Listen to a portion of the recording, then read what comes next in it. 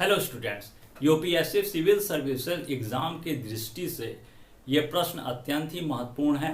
प्रश्न है, पहला नंबर का प्रश्न है कि हमारे शरीर का वह कौन सा अंग है, हमारे शरीर का वह कौन सा अंग है जो विकिरण से सबसे ज्यादा प्रभावित होता है। हमारे शरीर का वह कौन सा अंग है जो विकिरण से सबसे ज्यादा प्रभावित होता है। तो इसका आंसर है नेत्र, इसका आंसर होगा नेत्र। और सेकंड नंबर का क्वेश्चन है, इसी प्रश्न को थोड़ा सा चेंज करता है। क्या चेंज करता है कि हमारे शरीर का वह कौन सा अंग है जो विकिरण से सबसे कम प्रभावित होता है। ठीक है, हमारे शरीर का वह कौन सा अंग है जो विकिरण से सबसे कम प्रभावित होता है। तो इसका आंसर होगा मस्तिष्क। जी हाँ, मस्तिष्क वह अंग है जो विकिरण से सबसे कम प्रभावित होता है। और सबसे ज्यादा प्रभावित होने वाला अंग कौन सा है? नेत्र। तो फर्स्ट हो गया कि विकिरण से सबसे ज्यादा प्रभावित होने वाला अंग हो गया आपका, फर्स्ट नंबर का हो गया नेत्र। और सेकंड नंबर हो गया कि हमारे शरीर का वह कौन सा अंग है जो विकिरण से सबसे कम प्रभावित होता है, वह हो गया मस्तिष्क।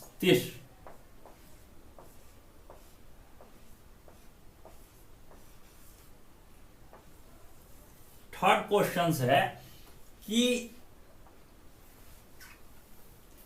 धान के खेत, एक बहुत ही जनरली कृषि से संबंधित भी प्रश्न अक्सर यूपीएससी सिविल सर्विस एग्जाम में पूछे जाते हैं।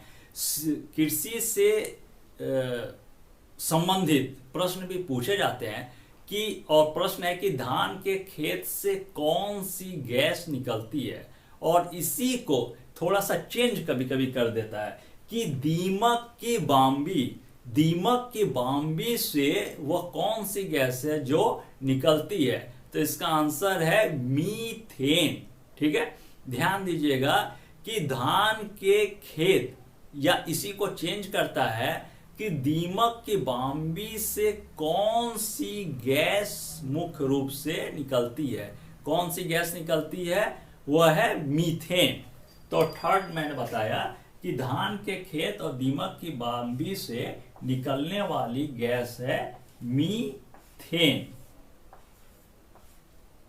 एक प्रश्न और है जो generally UPSC civil service exam में पूछे जाने की संभावना बहुत होती है कि आजकल गिद्धों की संख्या में होने वाली लगातार गिरावट का मूल कारण किसे माना जाता है।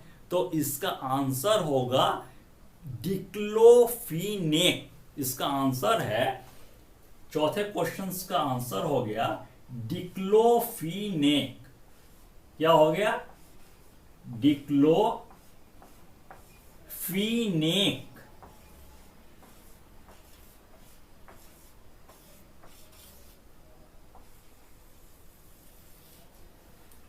डिक्लोफिनेक आजकल यह प्रश्न बहुत ही कॉमन है और अक्सर इस प्रश्न को उठाया जाता है और यूपीएससी सिविल सर्विसेज एग्जाम में अक्सर परीक्षार्थियों से इस प्रश्न को पूछा जाने की संभावना बहुत ज्यादा होती है कि आजकल गिद्धों की संख्या में होने वाली लगातार गिरावट का मूल कारण क्या है। तो इसका आंसर होगा डिक्लोफिनेक। यह क्या है कि दुधारू पशुओं को दिया जाने वाला यह जो है डिक्लोफिनेक, यही गिद्धों की संख्या में लगातार होने वाली गिरावट का मूल कारण है। तो आज मैंने आपको जो 4 क्वेश्चंस बताए हैं, इसको मैं एक बार फिर रिपीट कर देता हूं।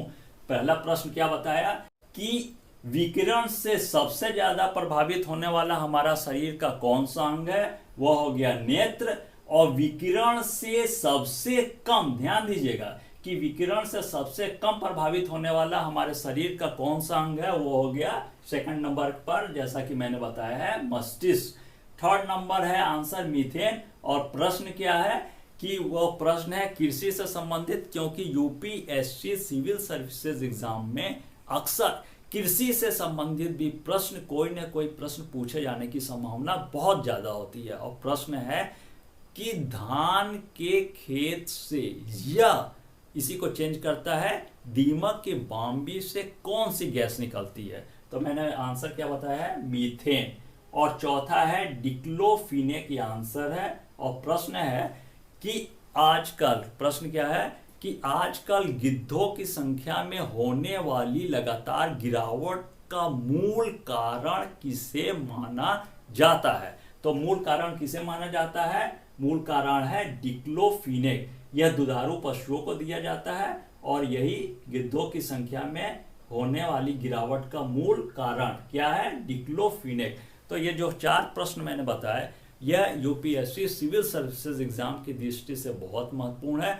और आगे मैं सिर्फ और केवल वही मुख्य प्रश्नों को आपको बताऊंगा जो यूपीएससी सिविल सर्विसेज एग्जाम की दृष्टि से अत्यंत महत्वपूर्ण होंगे। नेक्स्ट क्लास में मिलते हैं। धन्यवाद।